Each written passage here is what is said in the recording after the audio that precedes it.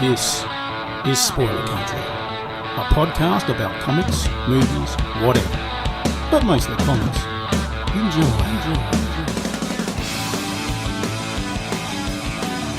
All right, welcome back to Spoiler Country. I'm Kenneth Regan. That is Johnny Horsley. And today on our show is the Tangent of Tangent Part 3. A darker shade of tangent. Getting the trilogy done here. Getting the trilogy done. This is, on all honesty, Johnny, this is kind of like a guilty pleasure for us because we just get to shoot the shit. It's nothing of let's like figure out what we're going to talk about and then come up with notes. Because our last episode, well, it might have been our last episode, or it might have been 6 episodes ago. The last one we physically recorded together. Yeah, the last one we physically recorded together, I guess you could say. Anyways, the Comics Code Authority episode. Yeah. That was a bunch of research, mostly by you, not so much by me. I had more fun getting to read everything. Hey, I'm keeping it. I'm just going to say mostly because, you know. Hey, that was a fun episode. I really enjoyed that one a lot, actually. That was a fun episode. And we actually have another one like that where we're doing Spider-Man. So that's going to be fun. And it's the same kind of thing. And you're doing the research on that one, too. I am on that one. 2, that's right, because I did them both. Yeah, shit. Damn it. No, not two. So today is a free form, and I'm going to start it off, if you don't mind. Go right ahead. So tonight we watched together as a family The Incredibles. Oh, it's a good movie. And you can see The Incredibles 2 trailer on YouTube or wherever trailers are seen. And it got me thinking, The Incredibles is an amazing movie. Like, it really is. Firmly believe that we talked about superhero movies and we didn't even put that up there. And now if you think about that movie, one, it's relatable on a very human scale. And more than so good. Yeah, almost more than any other superhero movie. That one is relatable. And 2, is it close to being the greatest superhero movie ever made? Yeah, well, I remember when I first saw the trailer for Incredibles and it was, Mr. Incredible trying to put on the belt and it wouldn't fit and then it flung off and being yeah, that was classic. And this is, 2003, 2004 when it came out. And, at the time, there was 14 years, 2004, man. That is crazy how long it's been.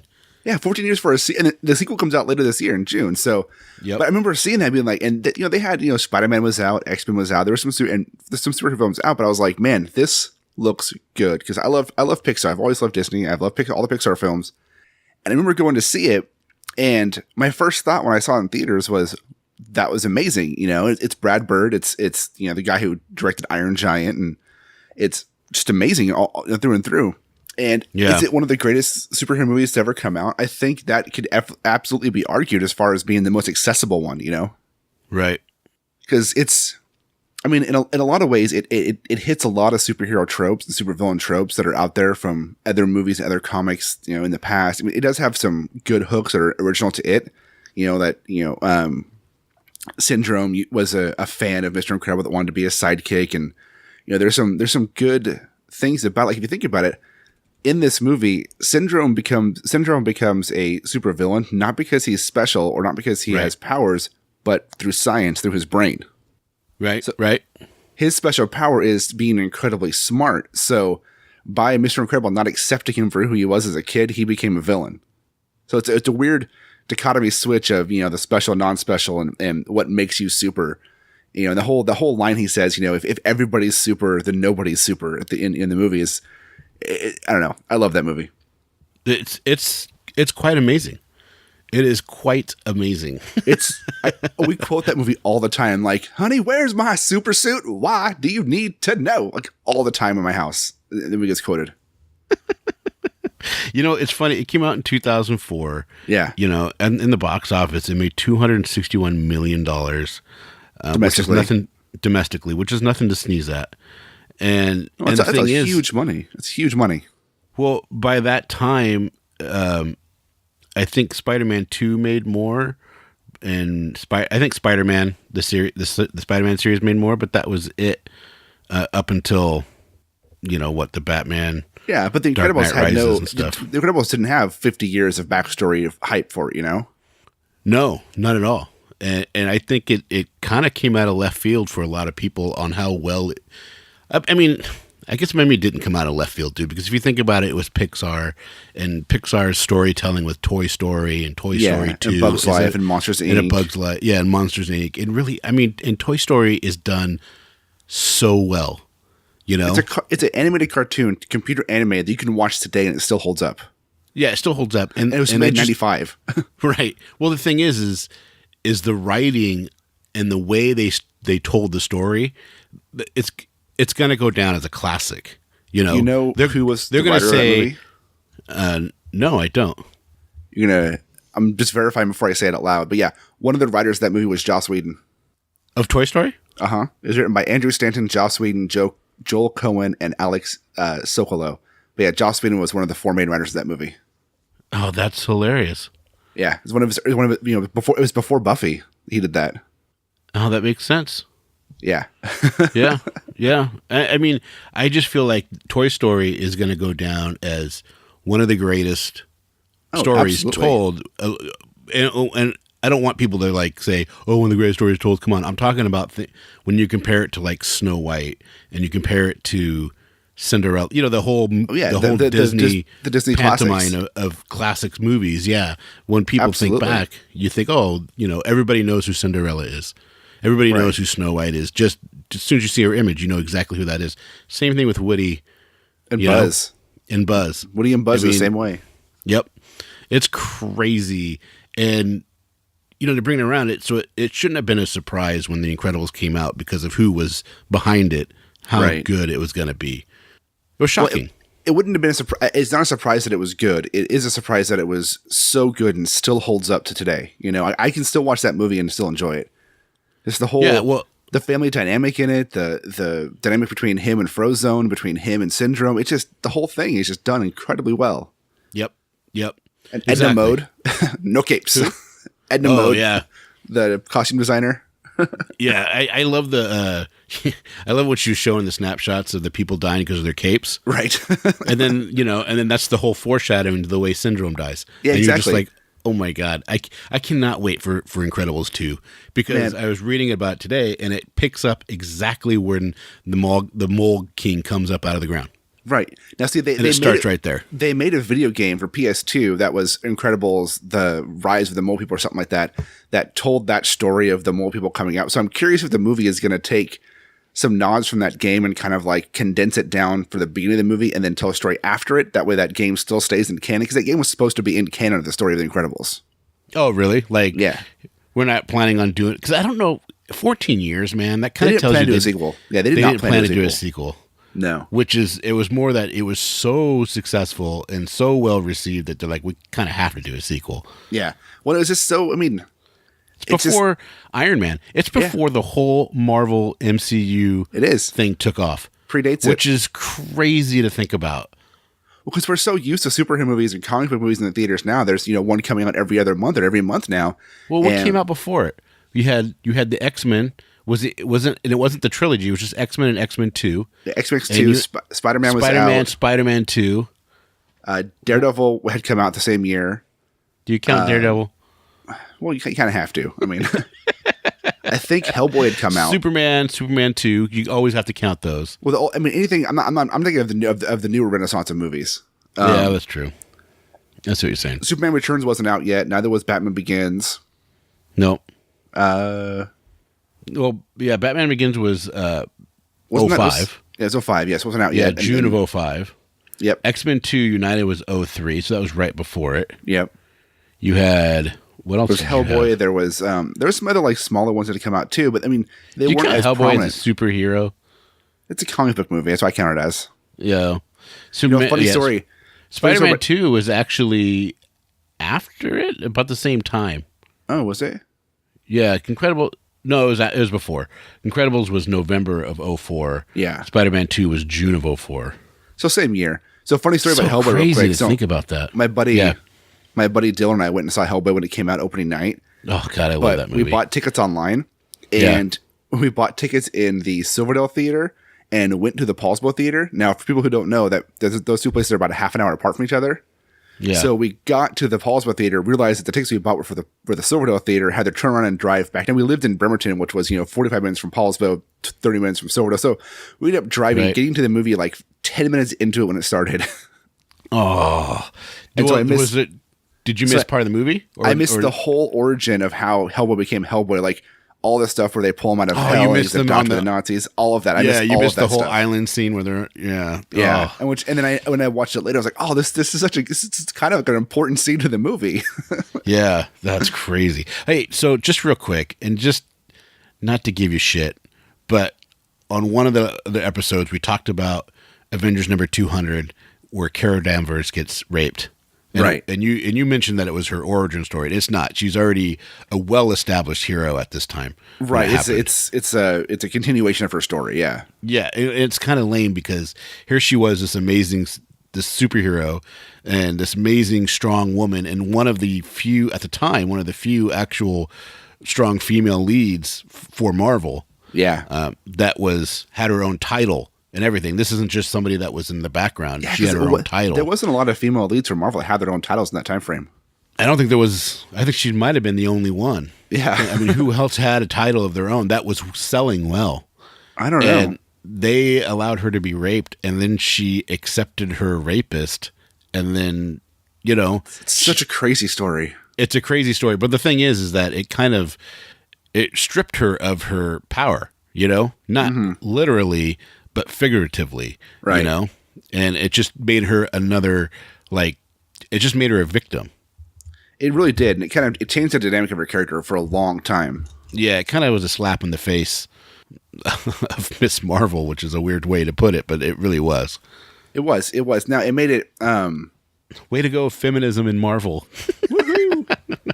But it did make it that much more important when she came back. Not like came back, but when they premiered her at Carol Danvers as Captain Marvel in the 2000s, and she became like a feminist icon hero out of that with their costume, and we had some really good writing.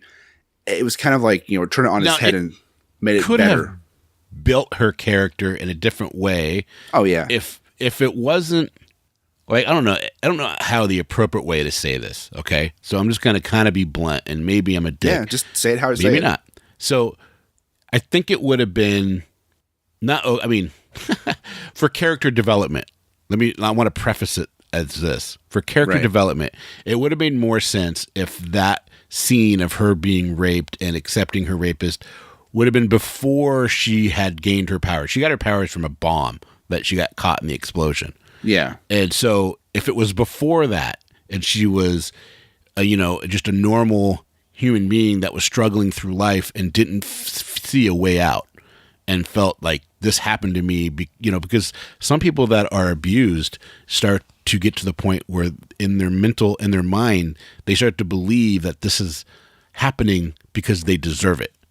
Right. And they take this thing, and then to see her get these powers and then grow past this and then be able to, grow out of this and become I shouldn't say a better person. That's the wrong.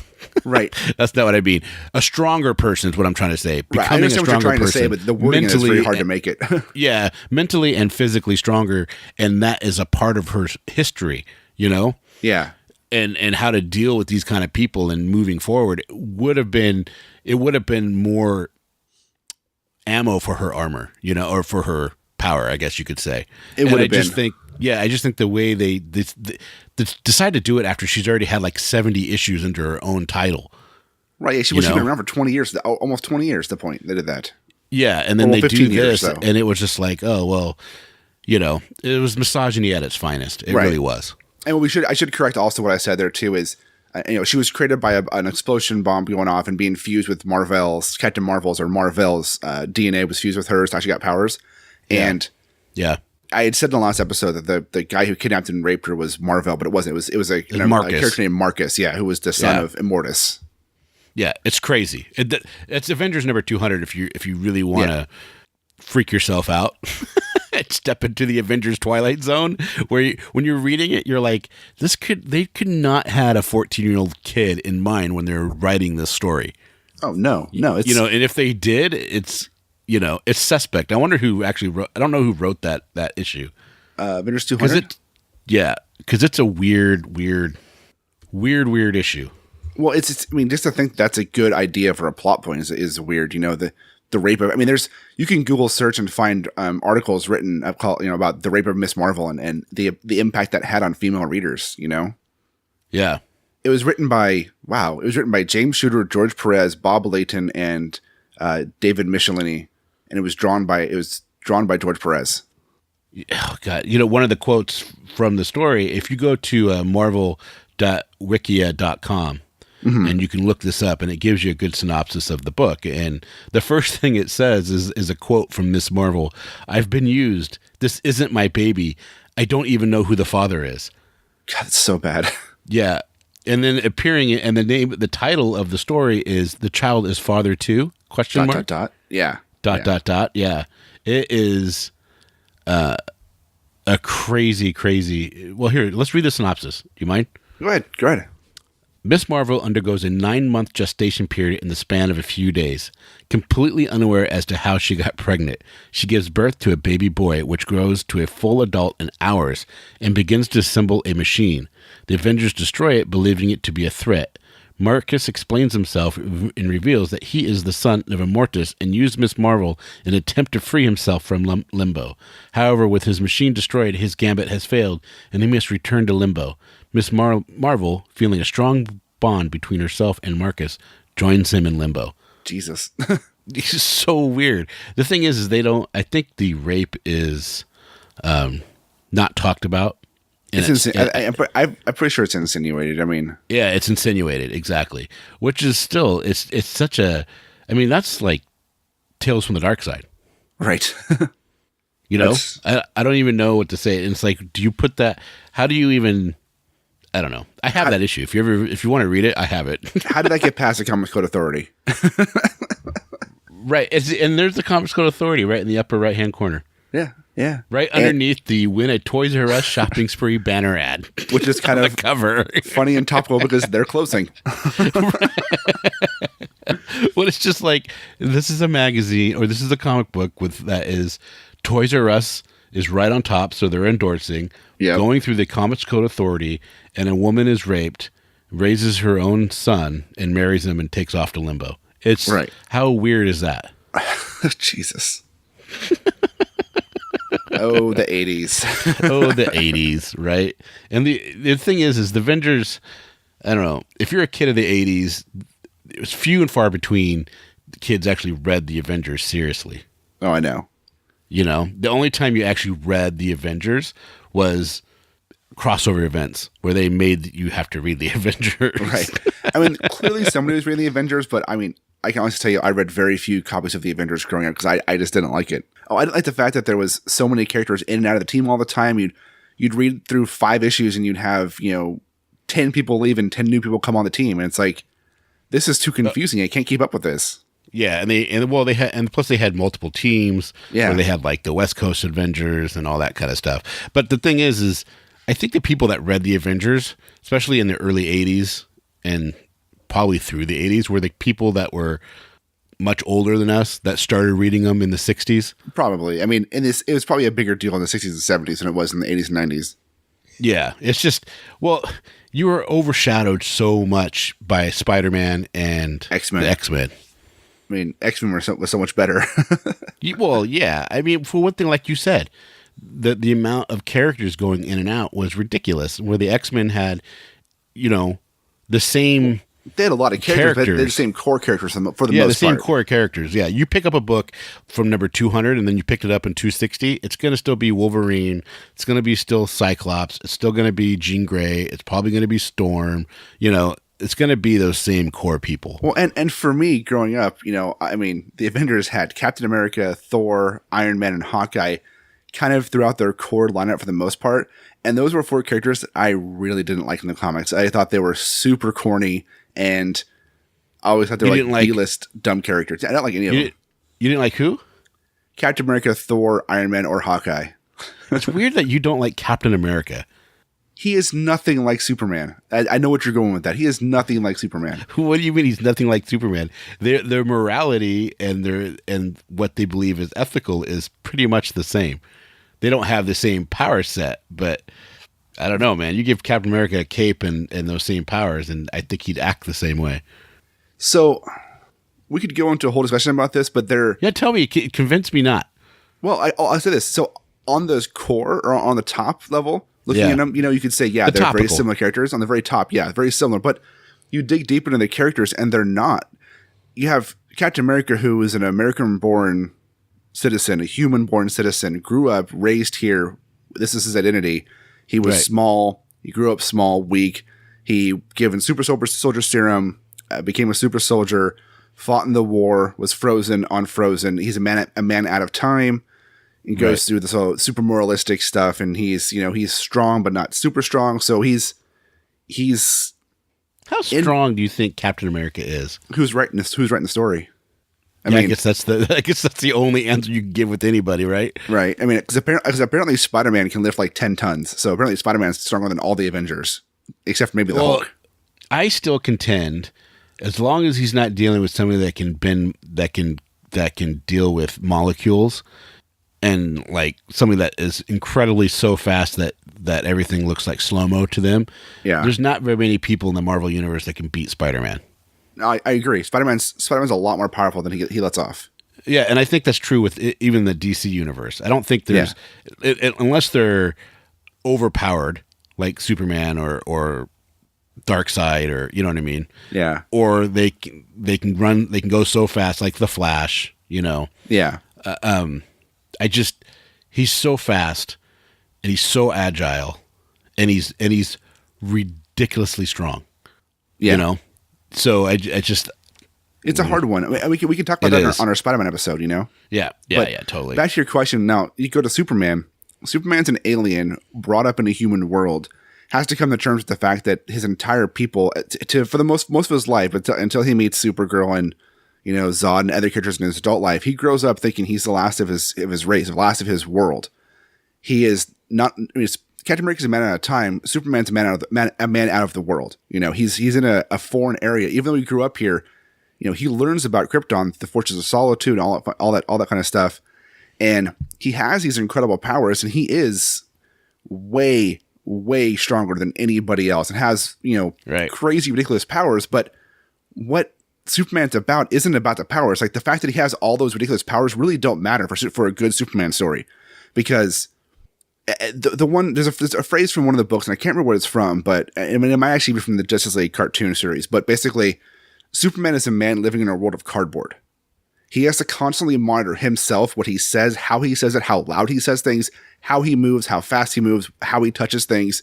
If you think about it, a man who can basically break a building down with a touch has to monitor how he touches people. Because it's not like he activates superpowers, all of a sudden he's super strong. He has to monitor how his muscles and how he touches people. Shaking your hand could kill you, could crush your hand and break it off, So he's constantly has to be in check of himself his whole entire life. There's no aspect of Captain America that's like that that messes with his psyche, messes with and keeps himself in check all the time. So what makes Superman to me such a great character and different from Captain America is the fact that they both have the same quote unquote the Boy Scout mentality, the morals, the do good, the do right. But the aspects that's keeping Superman to do what he is doing is so much heavier, and the weight on his shoulders, like the weight he carries, is so astronomical. You took it to this whole different level that I wasn't expecting you to take it to. Like you're getting into an atomic core of what makes Superman Superman, and I was thinking more of a psychic level on how they relate to people. Well, I think that's different too. I mean, that really is different too, because Superman's Captain America is a human, and he's a human being a human. Superman's an alien whose greatest wish in life is to be like everybody else and to be a human. Because all he does is want to protect Earthlings and humans, and he wants to be like one of them, and he never will be. He'll never be that. So when he talks and when he speaks, he's not like Lois. He's not like Jimmy. He's not the same. He is different, and he knows that. And that's why Clark Kent is the persona, is the secret identity of his, not the other way around. Because when he's Clark Kent, he's fumbly, he's a dork, he's clumsy.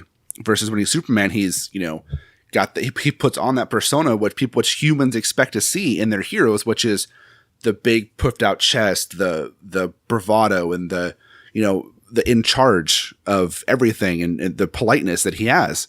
So it takes it to a different world. So I mean, if you just try to say, they're both Boy Scouts, yeah, okay. They both wear red, white, and blue, yeah, okay. Those are the same. But you go to further than that, and they're very different. And especially when you look past, I mean, we've argued about it before, but Superman is not his powers, right? His powers don't define him. Like, and that's why I don't like the Superman stories that just deal with how strong he is, because that's not important. Like, that's part of Superman. While it's fun to see and makes some cool splash pages and can make some cool scenes in a movie, that's not Superman. That's missing the entire aspect of what a good Superman story is about. Right. If we keep going about Superman, you're going to go down a hole. I know, right? It'll make Dennis happy, because Dennis keeps messaging me about our Superman talk saying, "You're right, Kendrick is listening to you." Who? Dennis Karen. Oh, that's funny. That's funny. That's so funny. He doesn't seem like he would be a big Superman guy. He's like Superman. He likes Wonder Woman. He's him and I have a lot of same interest in comics. It's cool. Yeah, that's cool. So okay, so keeping in the theme of our tangents, and we're kind of getting comic book heavy, which is great, because there's a website that I go to from time to time called geeks.media, and this guy, he's Joel Eisenberg, and he just published this 3 months ago, and there's no rhyme to reason to his 10 greatest comic book stories of all time. Okay, but let's just do the 10 and see what you think, and then and then maybe later on we could do a list of our own.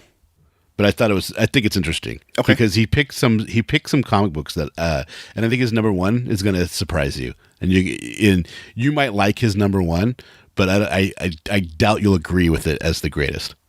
So we're gonna go from 1 to 10. With number 10. No, we're going to start with number 10. Okay, go 10 back. Okay, we'll count down.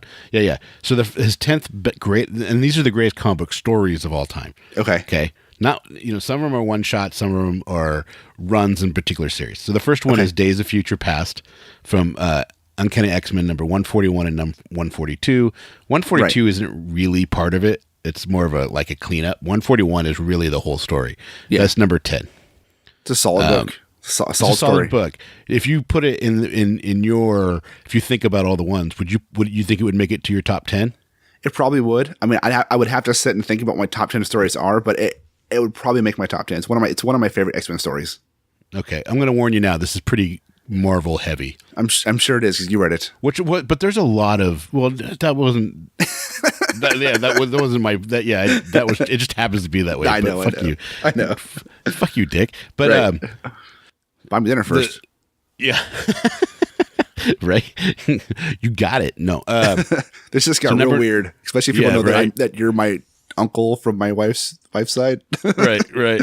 Number 9 is the Dark Phoenix Saga from Uncanny X-Men 129 through 138. Yep. I would say that's better. That's a better story than Days of Future Past.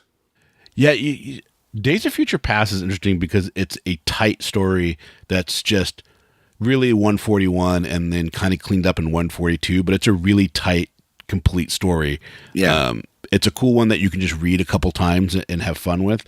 Yeah. The Dark Phoenix Saga has a lot more lasting implications. And it's a heavy story. It's a little different.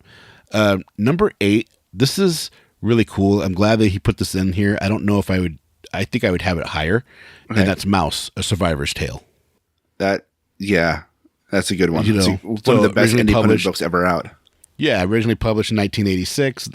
There's a lot of schools that actually have that as required reading now. And there are some schools that ban it. Yeah, and there are some schools that ban it. That's correct. And if people don't know, it's a parallel of the Nazi and occupied. How would you put this? It's a parallel of the Jewish Holocaust told through mice. Right. Exactly. There you go. Perfect. And it sounds silly, and it's not. It's an amazing story. Yeah, it's really done well. Number 7. This one, I don't know that I can agree that this should be in the top 10. It's interesting. It's Old Man Logan. It's a Mark good Millar. Story. Yeah, it's a good story, but I don't know that it's something that I'm going to like. The Dark Phoenix Saga, Days of Future Past. I mean, obviously this guy's read a lot of X-Men. Three of his top 10 are X-Men people or X-Men stories. And I mean, Old Man Logan is no matter what you say, Wolverine will always be an X-Men story. Oh, it is. It is. I mean, he's Weapon X, but right. So Old Man Logan is probably one of the best 2 Wolverine. Well, it's probably one of the top best Wolverine stories out there. I don't know if it'd fit in my top 10 of all time stories though. Yeah. And to be honest, I haven't read it enough. I've only read it once, like back when it came out. I didn't even finish it. Really? Yeah. So there you go. I started reading it, and I kept falling asleep every time I started reading it, and so I went to something else. Not in your top 10. Yeah, it's not in my top 10, even though I love Wolverine. Yeah. Okay, this next one, I don't know this book. It's called The Master Race from Impact #1. The Master Race. That sounds familiar. Yeah. And here's a synopsis, and maybe you've heard of it. EC Comics, the notorious 1950s comics publisher. Again, this is geeks.media. This is Joel Eisenberg, and I want to make sure that he gets complete credit because I'm reading his words. This is not me.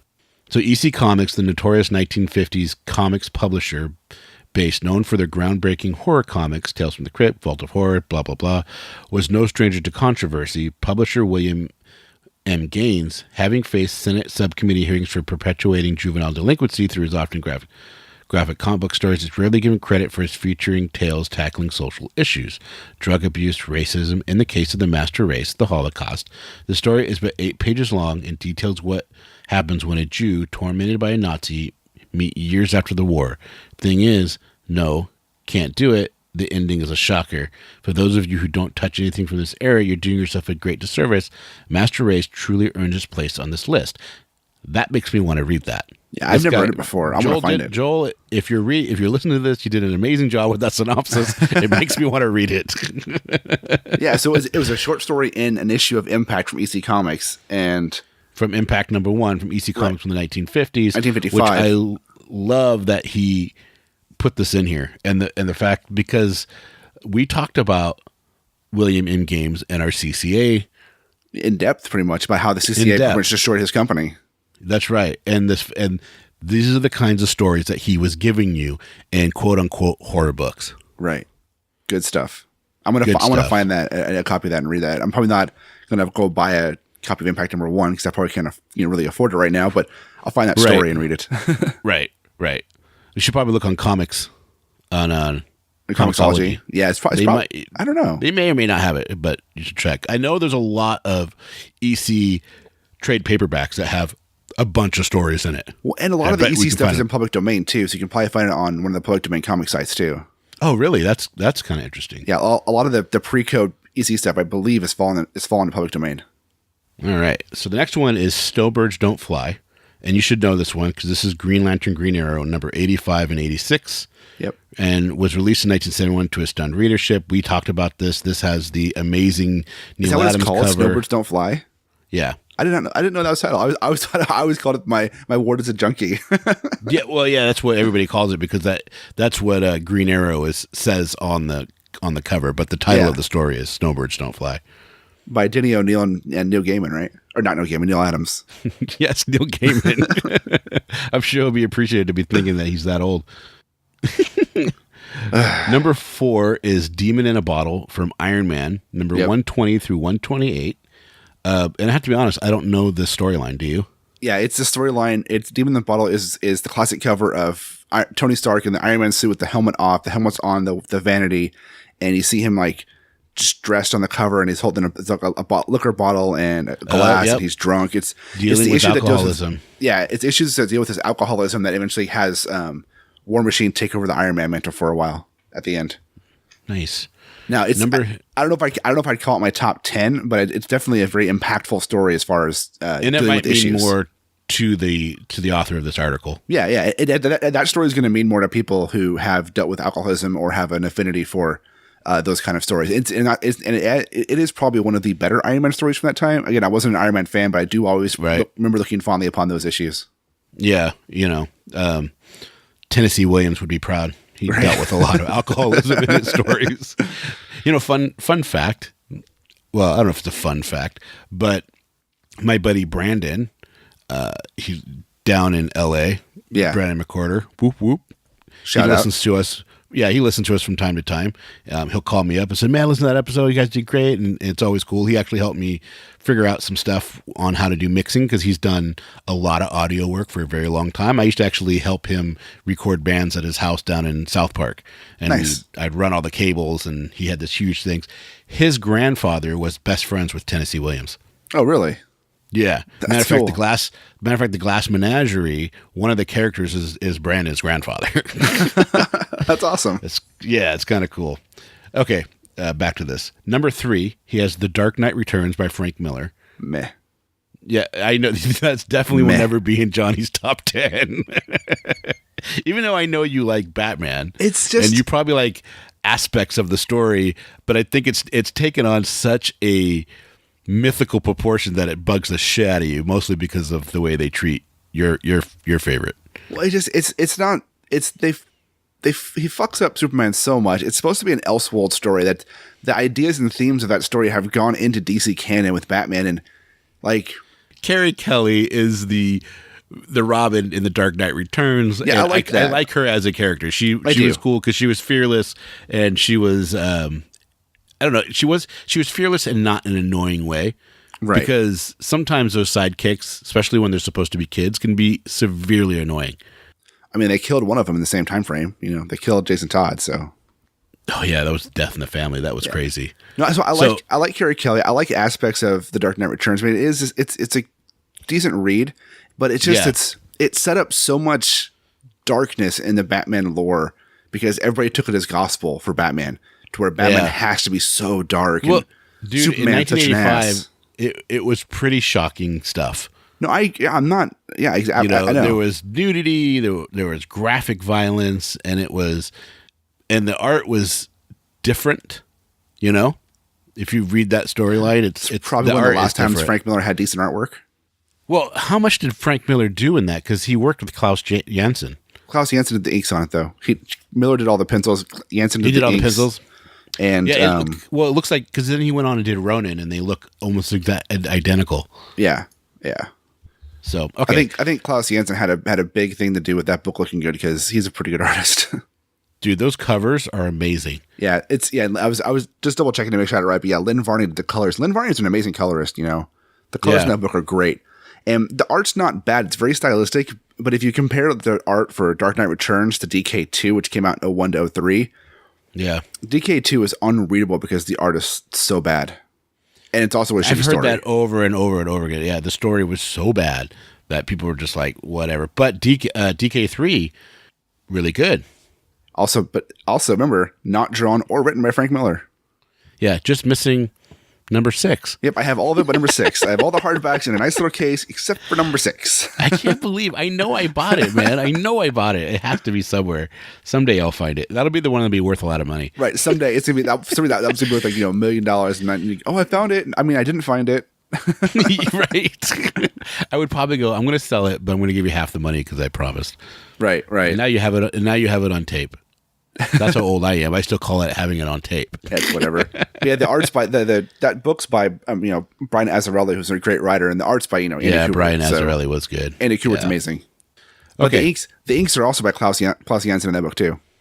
Oh, nice.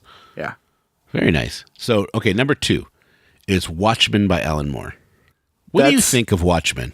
Is it a top 10? Because I talked to a lot of people that love that story, and I got to be honest, dude. I don't like it.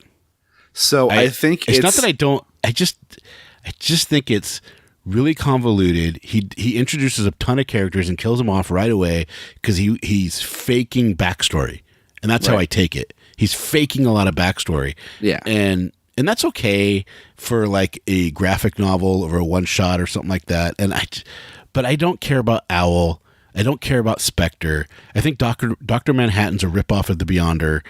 And really, they're both ripoffs of the Scarlet Witch, and it's just and you could take it even further and say they're ripoffs of was it Atom, ATOM, the Atom, and it's just like I just don't care, man, and so I just whatever. Here's my take on Watchmen. It wouldn't be in my top 10 books. It really wouldn't be.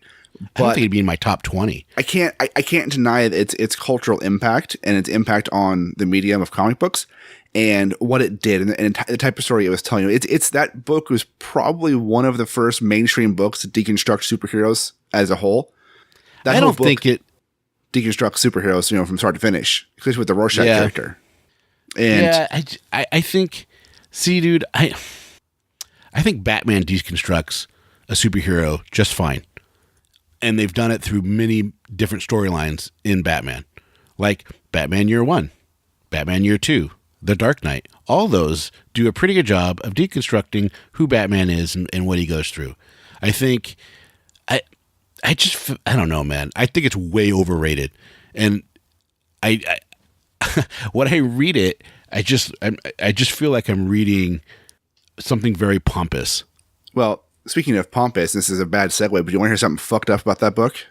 Yeah, I do. So, Alan Moore is a crazy person. Yeah.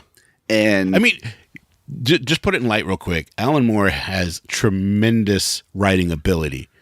Read Swamp Thing. Read Swamp. His Swamp Thing run was ridiculous. And it's not that I don't like I loved the movie. I did like the movie. I liked I loved the movie too. I had a lot of fun watching that movie. And I liked the changes they made.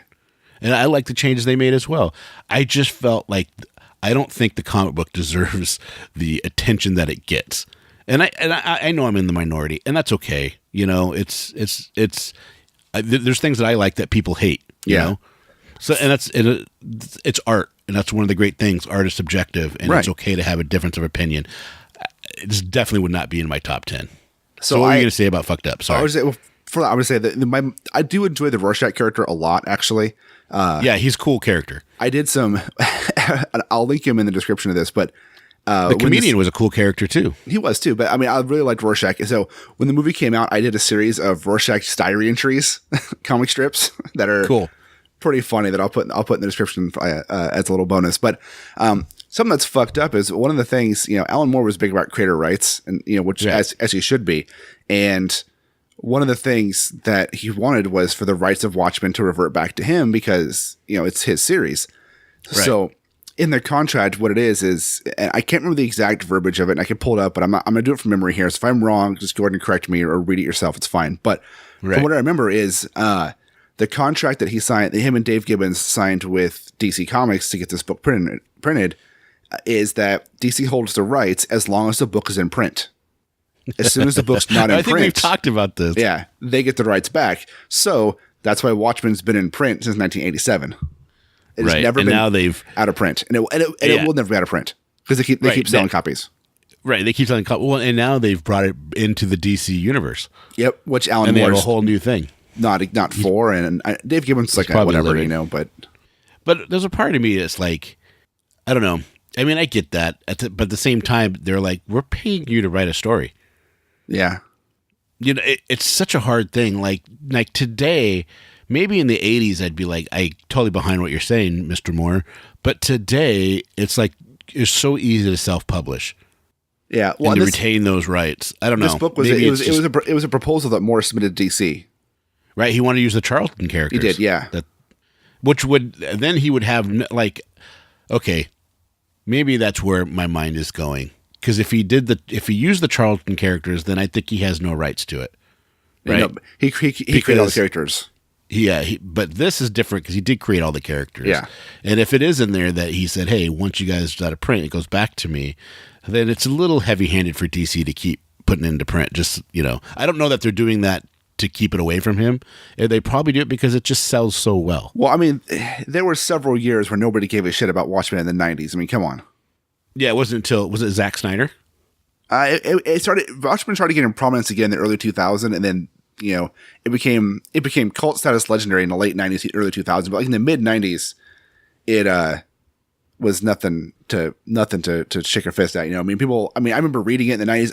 I remember the first time I read it, I thought I was like probably 16. I was probably like, this is long winded. There's a lot of words in this. I don't want to read all this. And they get to end and I'm like, why is there a giant squid monster? That doesn't make sense. So when they changed it in the movie to be a nuclear bomb, I'm like, oh, that actually makes more sense than a giant squid monster coming out of an alien giant, whatever it was. I don't remember. It's been a long time since I read the book. And no offense to anybody who loves that book. It's great if you love it. You can love things I don't like. It's just that book's not for me, Although I do love Rorschach, though. I freaking love Rorschach. I think what turned me off was Dr. Manhattan. Yeah, he's a weird character. I had just read Secret Wars and Secret Wars 2. Yeah. And it was like, he's a ripoff. I mean, he's written better than the Beyonder, but he is the Beyonder. Right. For all intents and purposes. Yeah. And it was just funny because you and I talked about that. I'm like, don't they have the same power? You're like, no, not at all. And then we read it and we're like, holy shit, it's the exact same person. Well, to be fair, when I said that, I didn't know anything about the Beyonder pretty much. I didn't really know, Right. Right. And then if you want to really get into it, the Scarlet Witch is before all of them, and that's the type of power she has. Well, is it because the Scarlet Witch's powers is more she manipulates reality, but with dimensions. It's not really she manipulates it the way they manipulate. She manipulates it differently. She's like, I guess that's true. She basically can create realities where what she wants to happen happens, which is a little different how it works. It's functionally different. Now, they don't do that in the movies at all. Right. But so what's funny is we should have Russ from Mill Geek Comics on to go over because he really likes The Watchmen. Yeah, and that guy's memory of everything is like a steel trap. So he could probably he's a good what's the word I'm looking for? He's a good debater. So he might even convince us on why we should like The Watchmen. Yeah, because I think you and I are on the same fence with it. We're just like, I mean, it's not a bad story. It's just not. And I understand why people love it. It's not why I love it. I don't think any changes to comic books and the way comic books are written are done because of that storyline. I think, I honestly think that what, oh my God, I'm blanking out, dude. Author of X-Men from 70s and 80s. Yeah. I honestly think Claremont's run in the X-Men changed everything. And I think looking to the writings that he did and the way he introduced characters and put them through the ringer and grew those characters showed people how to do things correctly. And I don't think Alan Moore's 12-shot issues with The Watchmen does that. Not for me, anyways. And I might be completely wrong. People are probably, you're fucking crazy because of this and this. Yeah, but I honestly don't think we should schedule a time with Russ to have a Watchmen episode and like convince us to like it. I mean, it's not that I don't like it. I mean, talk about it more in depth, and I'll actually reread it before that. It won't be hard to convince us to. What's funny is you and I should reread it because I probably read it. I was probably 13 when I read it the last time. 14 years old. Last time I read it was right before the movie came out. So that was whenever that was. Well, see, I read it in 1987, 1988 when it came out. So we should probably reread it. And then, because our whole attitude towards it might be completely different. Yeah. All right. So episode idea. We're talking about our ass. We'll just not talk any more shit about a book we can't remember. Right. We're talking out our ass. It's kind of stupid. All right. What's number one? What's number one? I want to know. Number one is this one really shocked me, and I love this book. I had this book when I got this book, I paid $12 for it in the late 80s, and I thought I was like, well, you're fucking crazy spending $12 on this book. Right. And it's The Death of Elektra, Daredevil number 181. It's a good story. I love that series. I love that. I love Miller's run on Daredevil. I think Miller's run on Daredevil is probably one of his best comic book works he's ever done. Talk about changing people's perception of a character and changing the way people looked at how comic books are done. That's a good one to look at. He was one of the first creators to tell stories cinematically. Yeah, but that I mean he would frame his panels in the way you would frame a movie. Right. And that caught on. I mean, is he the greatest cinematic panel artist ever? No, but he was definitely one of the first to help pioneer that style of comics of storytelling. Yeah. So it's interesting. Not a single Superman story, huh? No, like I told you, this guy was very Marvel heavy, but I thought it was interesting because I know you like Daredevil. I know he's one of your favorite. He is characters. Doesn't matter what publisher is doing it. Daredevil's one of your favorites. Yeah. And that particular book, number 181, is a great book. I mean, Bullseye taking the Ace of Spades and flicking it and cutting Elektra's throat. Yeah, well, and you see her slump. The cover is him holding her up with her size through her chest. No. That's the next one. The cover is. The next one has that. Yeah, sorry. 182. Yeah. The cover is you see a superimposed Daredevil in the back looking over his shoulder, and then Bullseye kind of doing like a cross kick, I guess, or just a kick towards her, and she's holding her sai, and they're both kind of like in the air. Yeah. And with the caption "Bullseye versus Elektra, one wins, one dies." That's right, and the next one is Matt Murdock with his mask off on the Elektra's grave. Yeah, which are classic covers. Right. But I was shocked that's because I love that book because I owned it and I read it and I thought it was amazing and I thought it was like shocking to see this, a superhero die in such a fashion, Right. Because he flicks the card, it hits her in the throat, and you see she slumps over and the blood comes down and it's all black blood because, CCA. And then he comes up and he shoves the sai through her and you're just like, holy shit, And it's a really good, it's a really good book. And I'm wondering if they're going to bring Bullseye into the Netflix Daredevil series. And as soon as you see him, you can just tell yourself, oh, Elektra's going to die soon. Just please, if you do it, just have Colin Farrell do it again. He was so good. I was like, he was the best part of that movie. He did do a good job. He was the best part of that movie. He was great in that. I really enjoyed Michael Clark Duncan as Kingpin as well, but you can't beat. I mean, Vincent D'Onofrio is amazing, but if you just get Colin Farrell or somebody like him, two different level of actors, man. Two different level of actors, right? That movie was the first time Colin Farrell in a movie got to use his normal accent. Really? Yeah, that's funny. That's one of the reasons why he was excited about that role. He does have some honorable mentions, and we probably should have the honorable mentions then did number one, but that's fine. We here at Spoiler Country do things backwards. So we do it on our own. We do it on our own. So honorable mention was The Killing Joke, which you and I have talked that we're not really fans of, which is kind of funny. All-Star Superman. Good story. It was a good story. And Swamp Thing by Alan Moore, Bissett, and Tuttlebin. I'm actually kind of surprised, and just because of what it did for comics, good and bad, and in my opinion, it still is a really good story. It was the Death of Superman story, because I can read that now and still love it. Really? Yeah, it's still a solid story. I mean, they're making a cartoon out of it right now, and I'm so excited to see it. Didn't they already do a cartoon with Doomsday? They did Superman Doomsday, which was kind of a retelling of it, kind of different.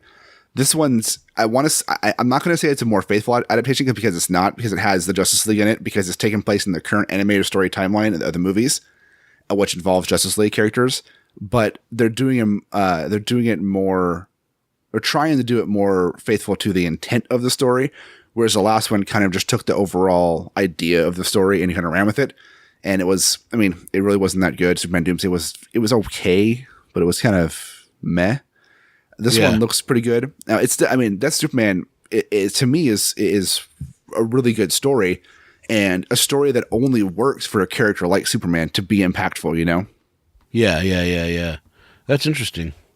Yeah, and I liked what came out of it, because coming out of Death Superman, you had The Funeral for a Friend, which I thought was an amazing storyline, talking about the impact of what a world without Superman meant for the DCU, because in the DCU, Superman is more than just a hero. He's an inspiration to tons of people. And then the reign of Superman, where they brought in, Superboy, the new Superboy, Connor Kent or Con-El, and they brought in, John Henry Irons as Steel and the Eradicator and Cyborg Superman. And I was all in that as a kid. And you were all in. I was all in. And we talked about Carl Kessel before, and I've become friends with him outside of, comics. I'm talking with him and love his work. Nice guy. Super nice guy. And I was reading Superboy at the time, not knowing that, he created Connor Kent Superboy, and he was the writer on the Superboy series. And he wrote The Adventures of Superman 500, where Superboy is created with him and Tom Grummett, I didn't realize that until I'm like, oh shit, this is the guy who created one of my favorite comic books in the 90s when I was a kid. And now he's your friend. Yeah. That's cool. That's really cool. It's so funny, dude. We're like this. I'm crossing my fingers. We're like this. Because you have a ton of passion when you talk about Superman, which it just cracks me up, because it's like, for me, I'll never have that amount of passion for Superman. I get that way with Sandman Slim, and it's awesome that I've been able to talk with Richard Kadri, and I'm excited for that movie. And I can get that way with probably Spider-Man would probably be the other one that I could get that way with. You used it for the way about Copperhead. I see what you did there. I hope Scott's listening. Copperhead's still one of my favorite. Yeah, I love Copperhead. It's just so good, man. And I wish there's a big part of me wishes that it was a bigger hit. Me too. You know, because I just feel like it's a real gem that people are missing out on. And honestly, I kind of wish it was just like, it would just come out in like trade issues. So it just comes out with a new story, like a complete story, not issues. I just want to give me the whole story at once. You know, let me Netflix this shit. It's because we're a binge society now. We don't like waiting for anything. We just want the whole thing at once. Right. Give us the whole D. Right. The whole D. We don't want just the tip. We want the whole D. Oh, Jesus. Hi, Mom. We're making dick jokes. Well, you know, it's been a while. Well, dang, man. Okay, you know what? Before we go, because I think we're getting ready to wrap up here. Yeah. So there's quite a few movies coming out in the next couple of years. Oh, Jesus. Yeah, there are.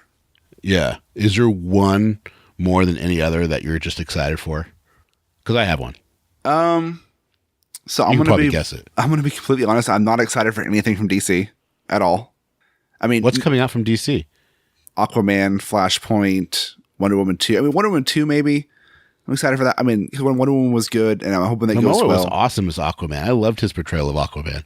Yeah, and it just I don't really. I mean, I don't know. I just kind of wish DC would just like start over and do it right for a change. Yeah.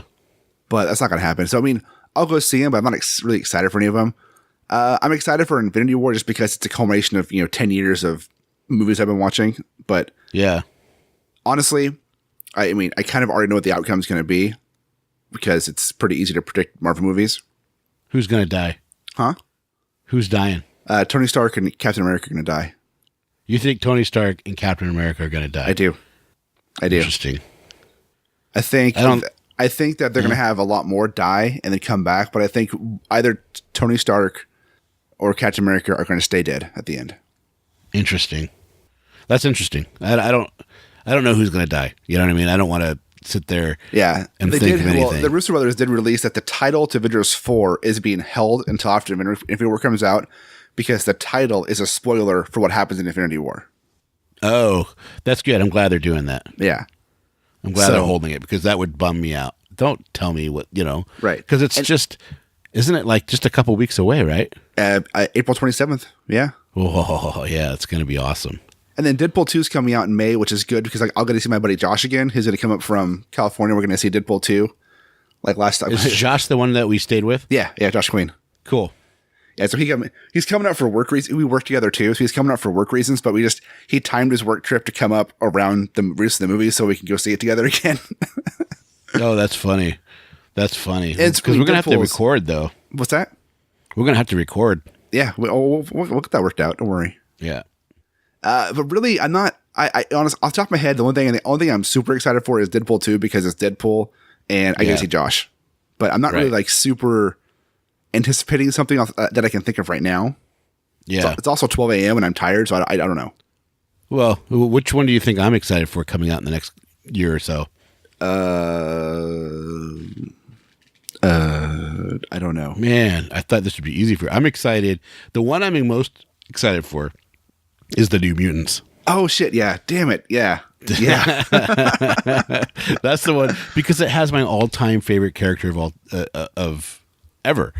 And it's funny, even though I read more Spider-Man than anything else, especially in the 80s, Magic was my favorite character. And it was my favorite. She was my favorite character because my brother got Magic the miniseries when it came out. And this is like 1983, 1982. Right. Somewhere around there. So I was 8 or 9 and we weren't sharing a room anymore, but I had snuck down into his bedroom. And I had taken and I was going through his comic books and he had a bunch of comic books then. And for some reason I just loved those covers. and you know there were demons and everything, and my mom was all very religious, so it was like no. You know, she would have saw those books, she would have freaked out and burnt them, like literally. And so I sat in his room in the dark with the flashlight reading Magic 1 through 4 all in one sitting. And so I have a very vivid memory of doing this. And so it became, you know, she became a big part of my, you know, one of my favorite memories of my childhood. Right. Because my brother came in right when I stopped reading the last one. And I thought he was going to beat the shit out of me.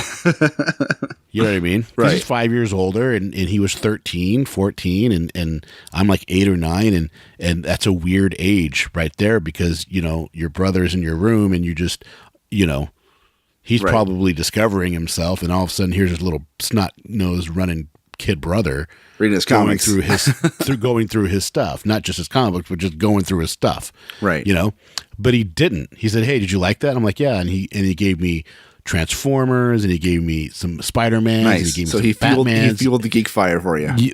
Exactly. He said, "Hey, check these ones out. These are really cool. Look at this. Look at that." And nice. So it was a cool memory. You know what I mean? So she's always been my favorite. I was so mad when they took all her powers away and made her a little girl again, and then basically didn't write about her for probably 20 years. And is she in the movie? Just like, yeah. She's most likely the leader because she becomes the de facto leader of the New Mutants pretty quickly because she's the queen of Limbo. Right.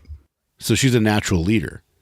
And so, you know, it's cool. You know what I mean? So I'm excited for that. And it's just cool because they're doing the Demon Bear. Well, I'm pretty sure they're doing the Demon Bear. They've hinted Demon Bear pretty. Oh yeah. So Magic is the main character. Yeah. I would imagine. Macy Williams was playing Wolfsbane. That's cool. Yeah. Which is funny because that's my buddy Mark's favorite character was Wolfsbane.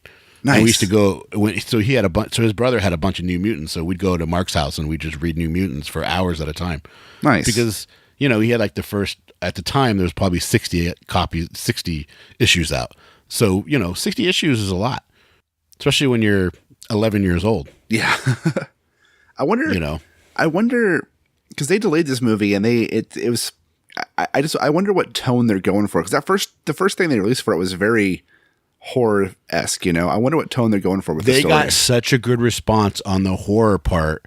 They pulled it back. Fox did and said we want to add more scares and they want to add 2 new characters. Interesting. And they're doing some major reshoots that I think the director actually left. I said, no, I don't like the direction that it's going, or they don't like things. And they said, oh, well, that's okay because we're going to do this. So we'll see how it goes. Hopefully I wonder how on point Cannonball is going to look. I don't know. I was never a really huge Cannonball fan. Oh, he just.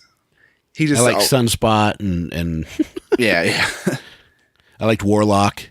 Yeah, he was cool. And then my buddy Mark really liked the guy that could do language because Mark was always into like super nerdy people. Right. And so he liked because I can't remember the kid's name. I think they killed him off eventually. Isn't Sunspot the same character that is the older brother in Big Hero 6? No, Sunspot is Brazilian. Yeah, but in the Big Hero 6 comic books, aren't they like Chinese or Asian or Japanese or something? They're Asian American, but hold on. I think what was it first? Because Big Hero 6 first appeared in the comic. Typing. Yeah, I'm typing. Oh, no, sorry, Sunfire. Never mind, it was Sunfire. Oh yeah, maybe. I don't know. It's not. It's a different character. Sunfire. Big Hero 6 is supposed to be in the Marvel Universe? Yeah, it is. Big Hero 6. I didn't know that. Yeah, if you look in, so I can't remember what it's Avengers 2 or one of the movies. Movies in Civil War. Tony Stark has the different AI names. Oh, it's in Civil War, whatever. I don't know, or Avengers 2, whatever. One of them. One of them says Tadashi on it for Tadashi from Big Hero 6. Now, I don't know if that movie takes place in the MCU. I highly doubt it, but Big Hero 6 is a Marvel comic book series. Oh, I didn't know that. Yeah. That's funny. Which is cool because it means that there's a Disney animated movie that takes place. It's based on a Marvel comic book too, and it's good. I love Big Hero. Big Hero 6 is amazing. It's a great movie. Yeah, that was a fun show. I mean, it's very different from the comics, But is it? Yeah. I mean, the main concept is there of what they are, but it's pretty different. But it's fun. Well, is the comic book kid friendly? Kind of. Not as kid friendly as the movie. Well, that's why it's so different. Then, and right? in the comic book, the brother becomes Sunfire. So his older brother is Sunfire because it's Sunfire and Big he's Hero not 6. dead. Yeah, he's not dead. So there's a lot of speculation that if they made a sequel to it, that his brother would come back as Sunfire. Oh, I wonder if they're going to make a sequel. They made a cartoon series out of it that I think is already ended. I don't know. I never watched it. They made a cartoon series? Yeah, I didn't know that. I liked that movie. Disney Channel. Yeah. On the Disney Channel. Yep, they made Big Hero 6 a series. It's still going. It's 13 episodes and it's still going on Disney Channel. Oh, I'll have to check it out. I think it has most of the same cast too. Besides, Fred is different because Fred in the movie was T.J. played Miller? by T.J. Miller, and he's not doing. He's Too big of a star. Well, I think he's just too raunchy of a name because his comedy is really raunchy. Have you watched Silicon Valley? No, I haven't. So T.J. Miller is in it, and he's in it. He's been in it for I think they're on the 4th season or the 5th season. It's pretty good. If you get a chance, you should watch it. Yeah. I've heard it's amazing. I just haven't ever watched it. So he kind of was like, "Hey, I want to take a break from the show." Yeah, because he's doing movies and everything. And I think, and the way they wrote him off the show was that he followed this guy to somewhere in Tibet. And he pays a local drug den a bunch of money to keep him high all the time, and that's how they wrote him off the show. Oh Jesus, it's kind of weird. That's all hilarious. Right, well, I think that's a show, dude. Yeah, man. I think it's a show. It's now 12:30 in the morning, and I'm tired. I got to work tomorrow. Yeah, me too. Me too. Fuck. So what? We are heard everywhere podcasts are heard. We are everywhere. So just get your podcatcher out. Subscribe. Tell your friends to subscribe. Tell everybody. Tell your mom to subscribe. Your grandma. Yep. It'd be huge favor to us. And we'd really, really appreciate it. We would love it. And give us 5 stars on iTunes or wherever you rate things at. Heck yeah. Yeah. And of course, you can always get a hold of us at spoilercountry@gmail.com. Yep. And at, spoilercountrypod.com is our website. Right. You can Twitter us. You can tweet us on Twitter at spoiler_country. You could Twitter us. We'll let you do that. You can Twitter us all you want, man. Just buy me dinner first.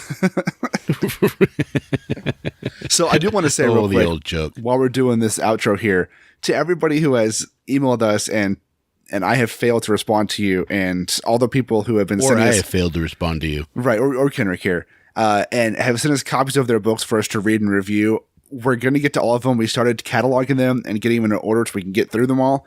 We would get them all read, and we'll get what we've told everybody we're going to do back to them. And if you do have a book and you want us to read it, to review it, you can contact us at the email at spoilercountry@gmail.com and hit us up there, and we'd be happy to give your book a read. Yeah, the amount of people that we got requesting that we weren't ready for it. No, we weren't. Honestly. Yeah, it was just more than we anticipated. It was like, oh, people, it's a there good is problem somebody to have. listening. That's crazy. Yeah, it's a good problem to have, but we just got to make sure we're going to hold true on all of our things. And to everybody from, I said this before, but everybody from Oregon, from the Rose City Comic Con, everybody from the San Francisco Comic Con, we're going to get those up and done here really soon. And what is our voicemail? We have a voicemail, and you can call in, and if it's good enough, we will put it on a future episode. It is, and you can contact us you can call us on our voicemail. It is 707-656-2080. Call it up, leave us a fun voicemail, and we'll play it if it's good enough. And we might actually... What's that number again? 707-656-2080. One more time. 707-656-2080. There you go. I think you're trying to make me memorize it. Well, I think it just makes it easy for people to memorize it because they're listening they're listening. Yeah. And, I don't blame if you don't go into our show notes. 707-656-2080. Now, 707-656-2080. That's right. Now, it's a Google voicemail box, which means that Google's going to translate it, which means that if we get enough of them and enough of them are good enough, we could easily do an episode where we just read the Google Translate. Yeah, the Google transcribe is really funny because a bonus episode, yeah. When we first did it, I tested it and I said, it works. And transcribe came out as I work your wife. Right? I was like, what? What did you say? That's hilarious. All right, guys. I think we're out of here. You out of here? We're out of here, man. All right. Expand your mind. Read more. See ya. That's not so bad.